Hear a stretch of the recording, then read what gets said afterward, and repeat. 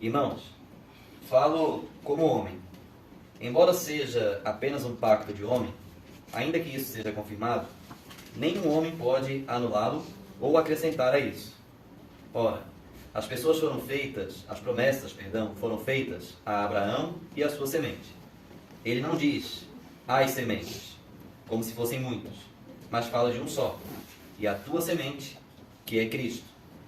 E isto digo, que o testamento que foi confirmado diante de Deus em Cristo, a lei, que veio 430 anos mais tarde, não pode anulá-lo, tornando a promessa sem efeito.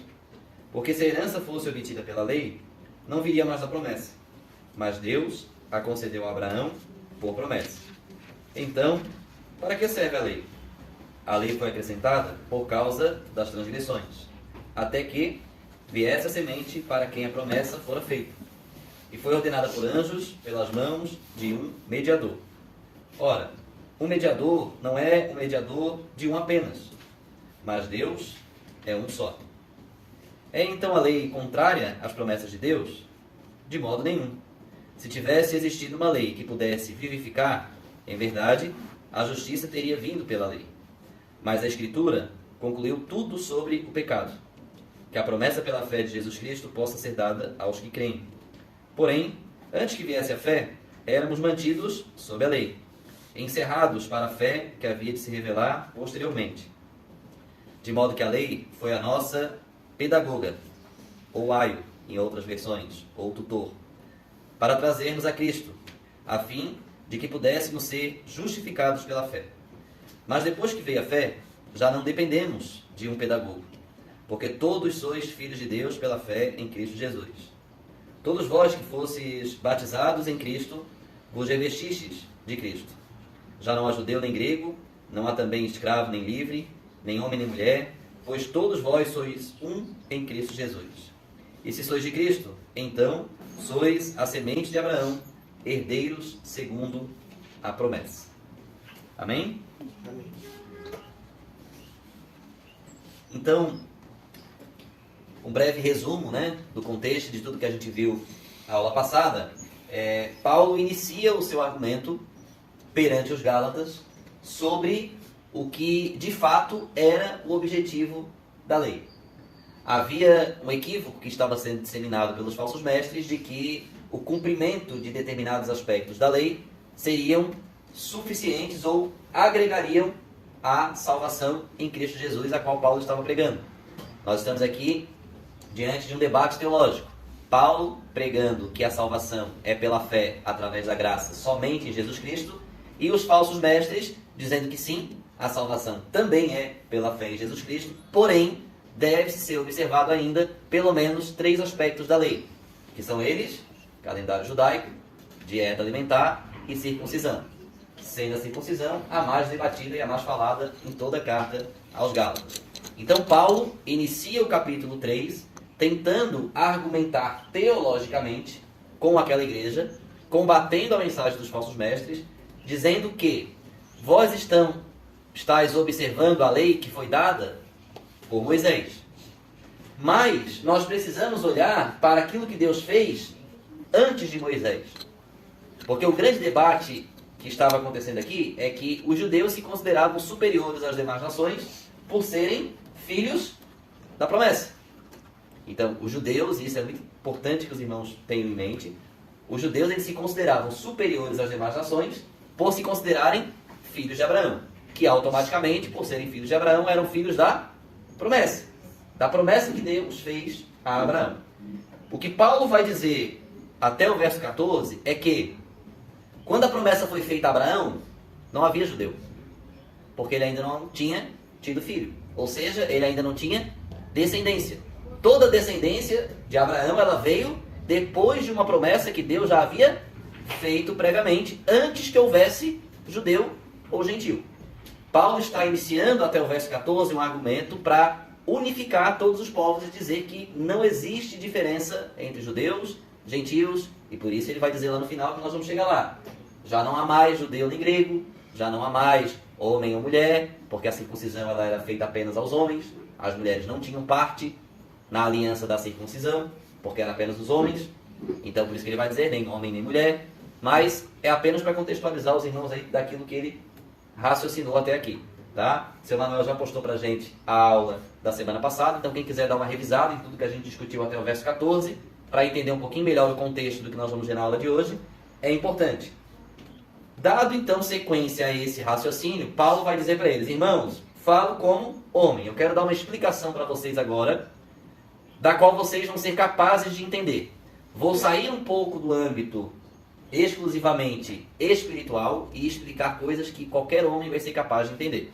É isso que ele está querendo dizer nesse verso aqui. Ele não está querendo aqui dizer que ele não estava sendo inspirado pelo Espírito Santo ao falar isso aqui, mas sim que o objetivo dele era dar uma instrução que qualquer homem fosse capaz de entender, porque ele iria utilizar exemplos do cotidiano, do dia a dia, que facilitaria o entendimento de todos.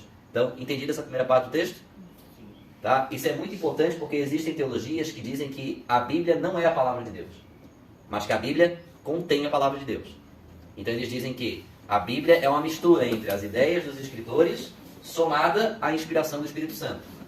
Então existe uma teologia que prega isso, tá? E se utiliza muitas vezes de textos como esse para dizer que, olha, nesse momento Paulo está afirmando que ele não estava sendo inspirado pelo Espírito Santo. Mas não é isso que Paulo está dizendo aqui. Ele está dizendo que vou falar como homem para explicar algo que qualquer homem seja capaz de entender. Porque nós cremos e para nós a palavra é, na sua íntegra, a palavra de Deus. Amém? Então vamos ver o que ele vai dizer. Olha, embora seja apenas um pacto de homem, perceba que ele está falando de algo que é de homem, um pacto de homem. Tá? Ele vai dizer, ainda que isso seja confirmado, ou seja, quando um pacto é selado, quando um pacto, um contrato, literalmente um contrato, entre duas partes, ele é assinado, ele vai dizer, nenhum homem pode anulá-lo ou acrescentar. A ideia de Paulo aqui é, quando você pega uma outra parte, estabelece um contrato, negocia-se as cláusulas, e você assina esse contrato, e a outra parte também, legalmente, seja esse contrato registrado, para nós tem que ser registrado em cartório, né? Registrado em cartório, uma firma reconhecida, ou não, porque moralmente isso também tem valor, né? Depois de feito e estabelecido o contrato, não pode mais mudar. Já pensou? Nós temos um contrato de aluguel que nos garante esse espaço por 3 anos, por um determinado valor. Já pensou se hoje o seu Manuel bate na porta e diz pra gente assim, seu Moisés, perdão, ó, podem sair porque eu preciso do espaço e preciso agora. Depois de toda a reforma já em andamento, depois de tudo que a gente já fez, depois de toda... né, a gente já está à vontade aqui, ele estaria quebrando a cláusula de um contrato que foi firmado. Então, o contrato nos garante que isso não aconteça. Nem nós vamos deixar de arcar com a nossa responsabilidade, que está prevista em cláusula, manter o espaço, pagar o aluguel em dia e tudo mais, e nem ele vai quebrar a cláusula dele. Por quê? Porque isso foi firmado em contrato. Então, o que Paulo está dizendo aqui é, até mesmo um pacto feito por homens, porque ele está falando como homem, até mesmo os homens sabem reconhecer o valor de um contrato. O valor de um acordo firmado entre duas partes. Que depois de estabelecido, não há renegociação. Não pode ser incluído nem excluído, salvo elementos previstos em lei, como a inclusão ou exclusão de determinadas cláusulas que iriam, né, formar novos aditivos, porém, ainda estamos falando do mesmo contrato. Então o contrato não está sendo anulado ou alterado de forma arbitrária, mas sim através de uma negociação. Né? Então, para que fique bem claro, o que Paulo está querendo que todos entendam aqui é, irmãos, imaginemos que existe um contrato firmado entre duas partes, e esse contrato está firmado, assinado. Depois que isso acontece, não há como modificar, nem anular, nem excluir cláusula alguma. Agora ele vai entrar no fator teológico. Ele vai dizer, ora, as promessas foram feitas a Abraão e a sua semente, ou a sua descendência, em outras traduções. E ele vai explicar. Ele não diz as sementes como se fossem muitos, mas fala de um só. Então o que Paulo está dizendo aqui é, antes que houvesse uma nação, Deus olhou para Abraão e fez um pacto com Abraão. Nós já vamos ver isso mais para frente. Deus fez uma aliança com Abraão. Deus estabeleceu um contrato com Abraão. Esse contrato foi uma promessa. Se Abraão cumprisse a parte dele, que era sair da sua terra, da sua parentela, cresce em Deus, tivesse fé em Deus, naquilo que foi proposto, Deus iria cumprir a parte dele, que seria conceder a ele uma genealogia, conceder a ele descendentes, ou sementes, ó, contrato. cláusulas bem definidas e um acordo fechado. Paulo está dizendo, quando Deus fez isso, Deus não falou para Abraão que seriam os descendentes. Deus não estava se referindo a uma nação. Deus não estava se referindo a muitos. Deus não estava se referindo aos judeus.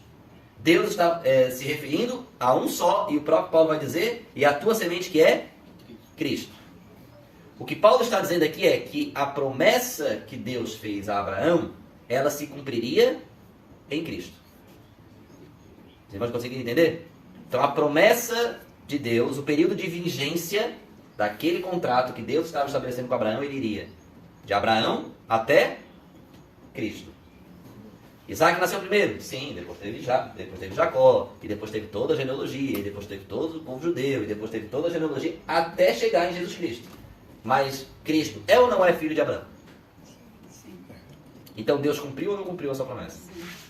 Então o que Paulo está dizendo aqui é, povo, antes de vocês debaterem sobre a lei de Moisés, primeiro vamos entender de fato como Deus trata as suas promessas e as suas leis e os seus acordos e as suas alianças.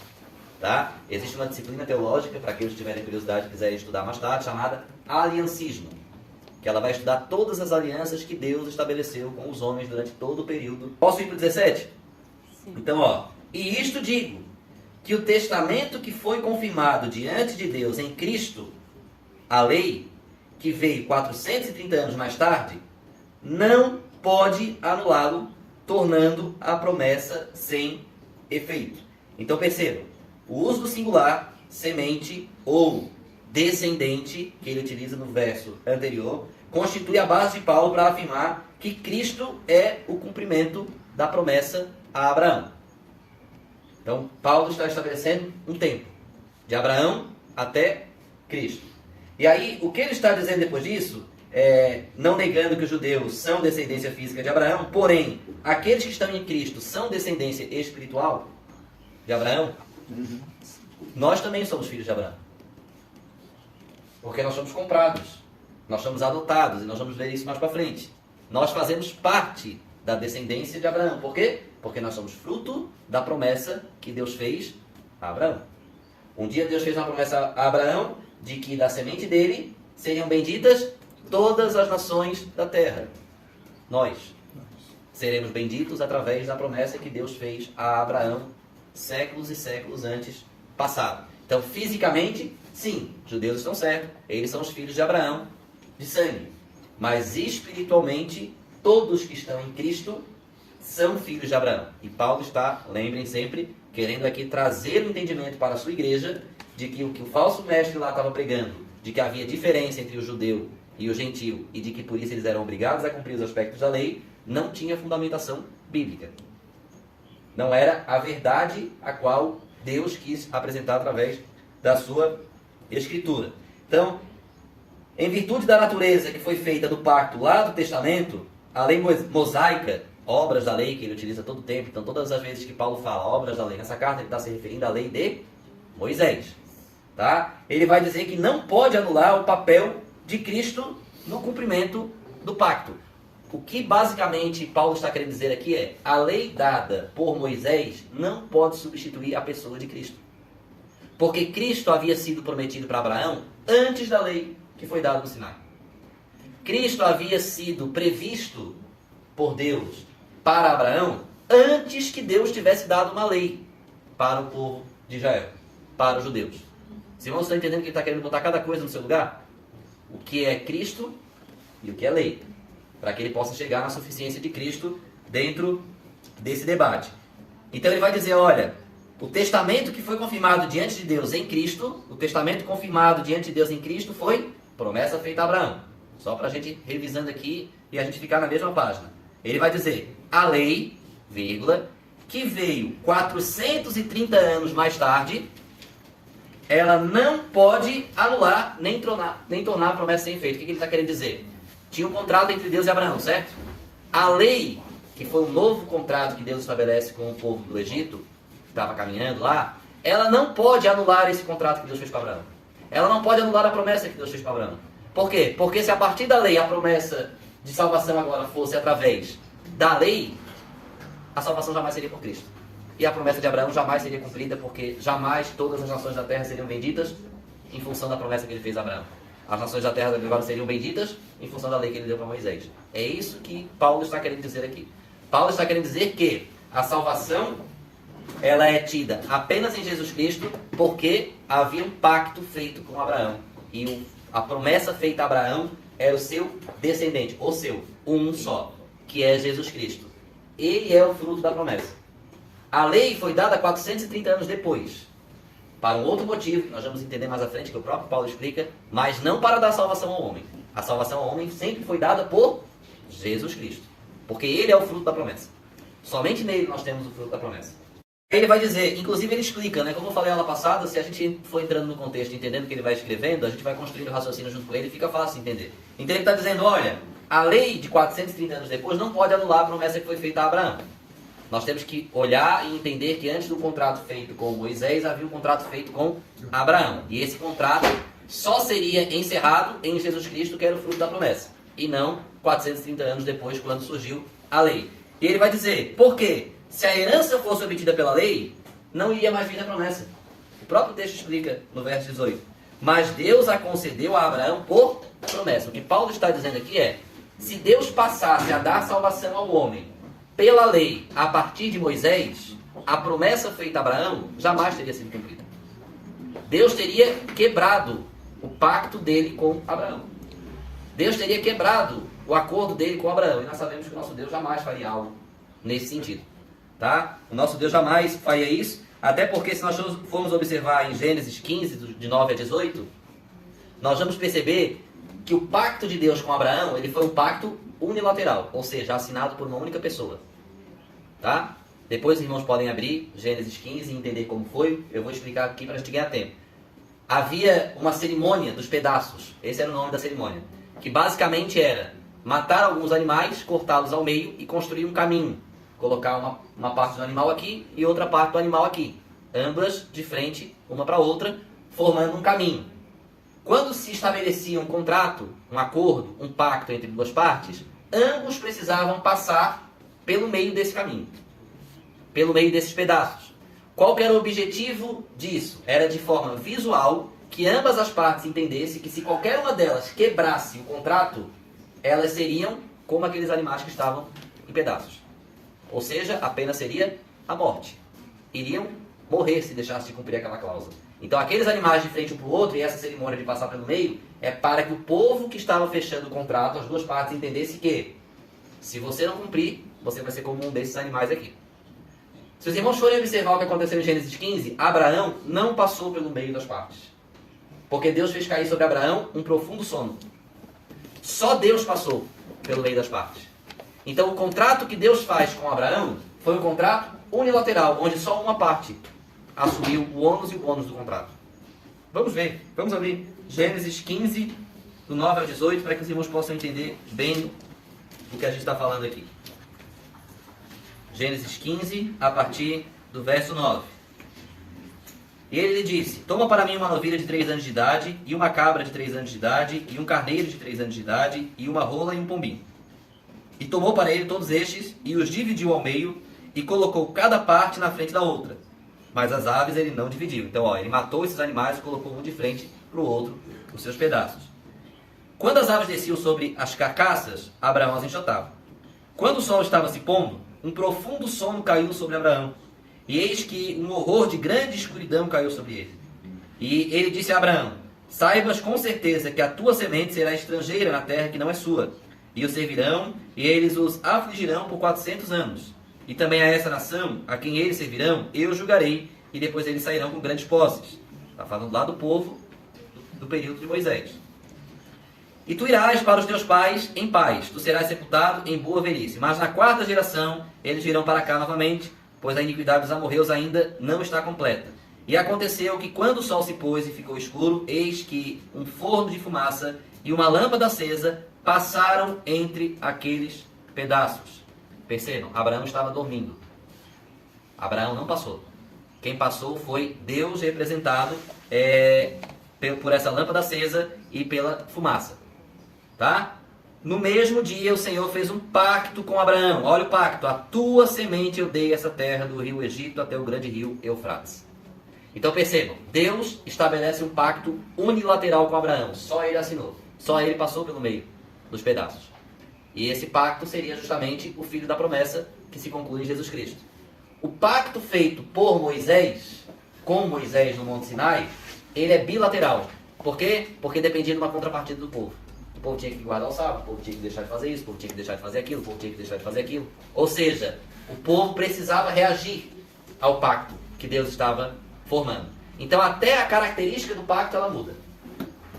O pacto com Abraão, Deus não permite que Abraão assine, por quê? Porque Abraão jamais seria capaz de cumprir. Porque Abraão estava nos representando, porque nós somos filhos de Abraão. Eu e você jamais poderíamos cumprir o pacto com Deus de sermos santos como Ele é. De sermos puros como Ele é. De sermos perfeitos como Ele é. Porque a nossa natureza é má. Então nós somos incapazes de fazer isso. Então Deus, na sua misericórdia, o que Ele faz? Passa sozinho. Por quê? Porque o mal que aquele contrato previa para a parte que não cumprisse só poderia recair sobre quem assinou. A grande verdade é que Deus fez um pacto conosco que só Ele assinou. E por isso Jesus Cristo morreu sozinho na cruz do Calvário. Por quê? Porque Deus não exigiu de nós aquela cláusula do contrato. Por quê? Porque nós não assinamos. Porque Ele já sabia que nós seríamos incapazes de cumprir. Esse é o amor de Deus. Ele faz um pacto que Ele sabe que a outra parte não vai cumprir, por isso Ele não permite que ela assine, porque o juízo do não cumprir aquele pacto recairia apenas sobre ele. E recaiu sobre o fruto da promessa. Por quê? Porque Abraão ou ele tinha que pagar. E os pactos eram feitos assim. Eles iam de geração em geração. Então, se você morresse, seu filho tinha que cumprir. E assim sucessivamente. Abraão já não estava agindo no período de Cristo, certo? Só que o pacto estava firmado.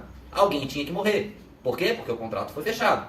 Então, o filho de Abraão, Jesus Cristo, o filho da promessa, assume o nosso lugar no cumprimento daquele pacto, no juízo daquele pacto, e por isso que ele morre na cruz. Então, pacto com Abraão, de Abraão até Jesus, sendo o juízo pelo não cumprimento daquele pacto recaído sobre Jesus Cristo. Pacto com Moisés, 430 anos depois, dado no Monte Sinai, agora exigindo do povo uma contrapartida. O povo tinha que obedecer às leis as quais Deus estabeleceu no Monte Sinai. Então, conseguiram entender o raciocínio de Paulo aqui? O que Paulo está querendo dizer? Está ficando claro? Então, vou seguir. Então, aí o próprio Paulo pergunta, dito isso então, já que entendemos que a essência da salvação é Jesus Cristo, porque Ele é o fruto da promessa e Ele levou o juízo sobre Ele, e tudo isso que eu falei até agora, o próprio Paulo pergunta, e isso vai surgir uma dúvida. A dúvida é, para que serve a lei então? Agora falando da lei de Moisés. Se a lei é incapaz de salvar, para que ela serve? Precisamos entender que Paulo já tinha dito lá no verso 11 que nenhum homem é justificado pela lei perante Deus. Então nós já sabemos, e Paulo já afirmou, que a lei não serve para justificar. Não serve para absolver. Então Paulo está perguntando, para que serve a lei? Aí ele vai dizer, a lei foi dada por causa das transgressões.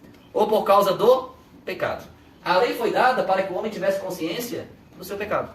A lei foi dada para que o homem tivesse consciência da sua transgressão. Porque ao transgredir a lei, estamos descumprindo aquilo que é a vontade de Deus. E isso é pecado. Por exemplo, se você está andando por uma rua e não tem sinalização nenhuma de velocidade, você pode andar a qualquer velocidade que você não está descumprindo nenhuma lei, certo? Agora, se for colocar uma placa lá, 40 km por hora, por mais que a rodovia permita que você ande a mais, se você passar disso, você está infringindo a lei, certo? Mas por que você sabe que você está infringindo a lei? Porque tem a placa. Se não tivesse a placa, você jamais teria consciência, talvez, que você estaria descumprindo aquela lei. Por quê? Porque você não tinha conhecimento. Então Paulo vai dizer, para que serve a lei? A lei foi dada por causa das transgressões. Para que nós tivéssemos consciência do nosso pecado. Para que nós soubéssemos o quanto nós desagradamos a Deus. Para que nós soubéssemos o tamanho da misericórdia de Deus e o tamanho da sua graça. Porque o debate aqui é graça. E sabe qual que é o grande problema? Sabe por que o homem é ingrato muitas vezes diante de Deus? Porque o homem não entende o que é graça. Porque o homem ainda acha que merece alguma coisa. A vaidade do homem faz com que o homem pense que merece alguma coisa. Porque eu canto na igreja, porque eu toco na igreja, porque eu prego na igreja, porque eu abro igreja, fecho igreja, limpo igreja, porque eu faço isso, porque eu faço aquilo, então eu mereço. Nós não merecemos nada, nós merecemos a morte. Por quê? Porque nós já descumprimos o pacto feito com Abraão. Então nós já merecíamos ter tido aquele juízo. Nós não merecemos nada, absolutamente nada nós não merecemos. Só que a nossa arrogância, a nossa prepotência nos faz imaginar que nós merecemos. Então Deus envia a lei para que nós tivéssemos noção do quanto nós desagradamos a Ele. A lei serve justamente para que você entenda o quanto nós somos depraváveis diante de Deus. O quanto nós somos falhos. Luciano, qual é o teu objetivo que eu entenda isso? Que você reconheça a graça de Deus. Porque eu só sou capaz de reconhecer a graça de Deus se eu souber de onde eu vim e se eu souber o quanto o meu pecado desagrada a Deus. Mas muitas vezes nós atribuímos às nossas ações, obras, aquilo que Deus fez e julgamos, não, mas eu não sou tão mau assim. Somos tão maus quanto qualquer outro homem na terra. A nossa essência é má, porque em tudo que nós fazemos, até o nosso louvor, a palavra fala, não é suficiente e é agressivo diante de Deus. Então até quando nós queremos acertar, nós falhamos. Mas por quê? Porque eu tenho a lei que me diz que eu estou falhando. E qual que é o objetivo disso? Que eu entenda a graça de Deus. Você só entende o tamanho do perdão se você souber o tamanho da culpa. Irmãos, concordam? Jesus usa esse exemplo e diz assim, olha, um homem foi perdoado por um determinado valor, não lembro a passagem agora, mas era um valor baixo. Outro homem foi perdoado por um valor 100 vezes mais. Qual foi mais perdoado? Ah, aquele que tinha mais. A dívida não era dos dois? Ambos não deviam a mesma coisa? Então não interessa o tamanho da dívida, os dois deviam. Os dois foram perdoados. Não interessa se você está devendo R$1 ou se você está devendo 1 milhão. Você está devendo. Você é culpado. Você infringiu a lei. Você ofendeu a Deus. Ponto. Você está passivo ao juízo de Deus. Luciano, por que eu não recebo o juízo de Deus então? Porque eu sou justificado. Justificado pelo quê? Pela graça. Quando eu entendo o tamanho do meu pecado, aí, Gabriel, eu entendo o tamanho de Deus. Do amor de Deus. Eu me lembro nos evangelhos, Jesus... Nós vimos isso na aula passada. Que a lei era insuficiente para salvar, porque o homem é totalmente incapaz de cumpri-la na sua íntegra. Tá? Então Paulo deixa claro. Para que serve a lei? Serve para isso. Tá? E aí depois ele vai dizer... Até que, essa expressão eu acho linda. Até que a lei tinha um prazo. Então a lei dada no Sinai, o pacto feito com Abraão e até Cristo, que era o fruto da promessa, certo? O pacto feito com Moisés, 430 anos depois, também tinha um período. Era até Cristo. Porque ele vai dizer, até que, ou seja, esse pacto firmado, a lei, lá no Monte Sinai, ele também tem um período. Ele também tem uma vigência. A vigência é até que viesse a semente para quem a promessa foi feita. A semente para quem a promessa foi feita é Jesus Cristo. O próprio Paulo já havia dito isso no versículo atrás. Estão vendo como Paulo estrutura muito bem o raciocínio dele? Ele amarra muito bem. Tá? Então uma leitura um pouco mais minuciosa faz a gente entender de forma bem tranquila. E aí ele vai dizer, ela foi ordenada por anjos pela mão de um mediador. Atos 7:38 vai dizer que anjos estavam presentes no momento de ter dado a lei lá no Monte Sinai. É sobre isso que Paulo está falando aqui. Quem é esse mediador aqui? É Moisés. Então Paulo está dizendo, olha, o meu pacto com Abraão foi eu e ele.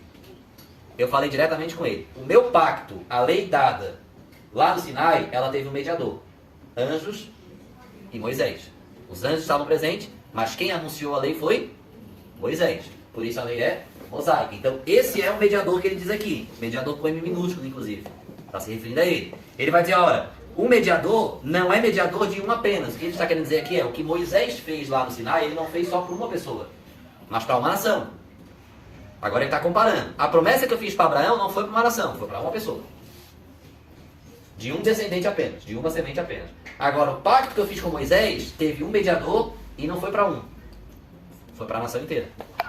Então por isso que ele fala, esse mediador não é mediador de um apenas. Querendo dizer, mas de todos aqueles que estavam reunidos no momento em que essa lei foi professada. Mas Deus, que é tanto aquele que fez a promessa a Abraão, quanto aquele que deu a lei de Moisés, é um só. Significa que Deus não pode se contradizer. Se Deus prometeu a Abraão que as famílias seriam benditas através da sua descendência, Deus, sendo um, não poderia agora se contradizer que as famílias agora serão benditas através do cumprimento de um segundo acordo da lei.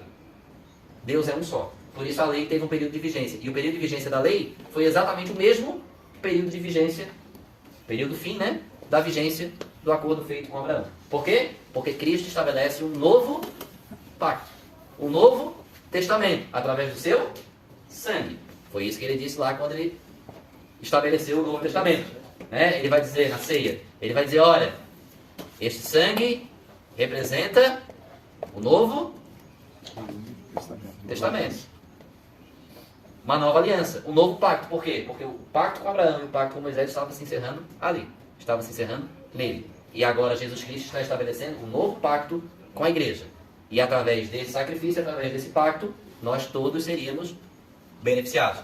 Ok? que Paulo está querendo dizer? Depois de Cristo, não há mais cumprimento de lei. Então Paulo está rebatendo aquilo que os falsos mestres estavam pregando, de que ainda era necessário, mesmo tendo fé em Jesus, cumprir lei. Paulo está dizendo, não, você não deve cumprir lei, porque se você tem fé em Jesus, você precisa entender que a lei encerrou em Jesus. Significa que a lei está contrariando, Deus não está se contradizendo? Ele vai dizer, de modo nenhum. Lucas fala também. Ele vai ser totalmente enfático, de modo nenhum. Tá? Ele vai dizer, se tivesse existido uma lei que pudesse vivificar o homem, em verdade, a justiça teria vindo pela lei. O que Paulo está dizendo é, a lei não é ruim, mas o que acontece é que salvar não era o papel dela. O papel dela era expor para o homem quão pecador o homem era, porque a lei foi dada em função das transgressões, em função dos pecados. Se houvesse uma lei que fosse capaz de salvar, então a salvação, a justiça teria vindo toda a lei. Aí verso 22, aí ele vai dizer, mas a Escritura concluiu, e o concluiu aqui é confinou, aprisionou, tá? Esse é o concluiu que ele utiliza aqui no original. Tudo sobre o pecado, que a promessa pela fé de Jesus Cristo possa ser dada aos que creem. O que ele está dizendo aqui é que a lei, a Escritura, confinou tudo sobre o pecado, ou seja, ela guardou, era como se fosse uma carcereira. A expressão confinar aqui não estava relacionada à cela em si, mas ao cuidado para que não fugisse.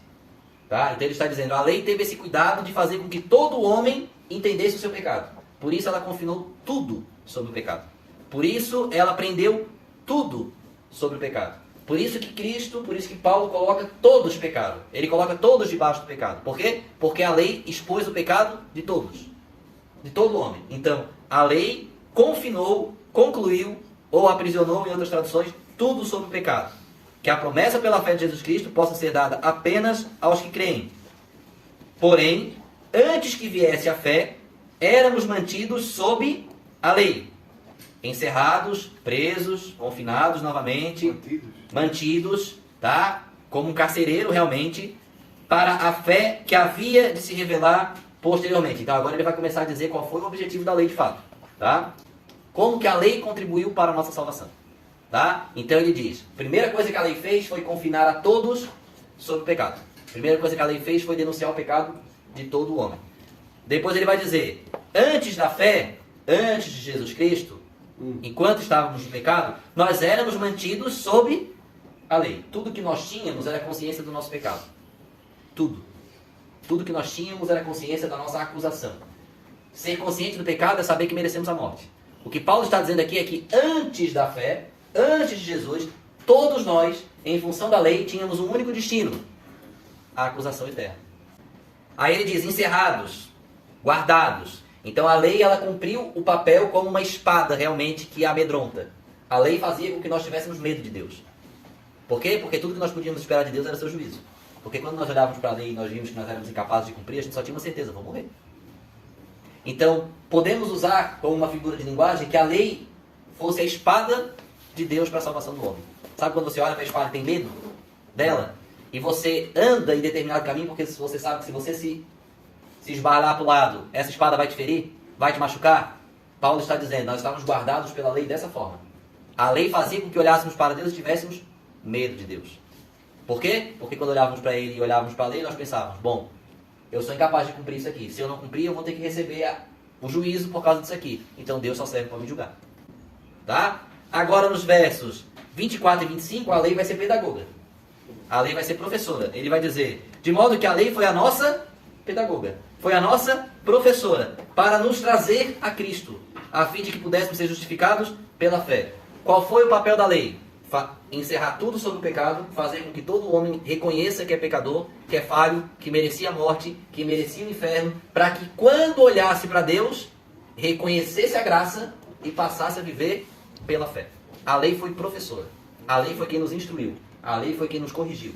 A lei foi quem nos manteve aprisionados no caminho, porque nós tínhamos medo de fugir, porque nós tínhamos medo da espada. A lei nos guardou, nos confinou. Para quê? Para que Jesus Cristo pudesse ser apresentado a nós e pudéssemos, a partir daí, viver pela graça. Mas você só pode viver pela graça se você reconhecer a graça.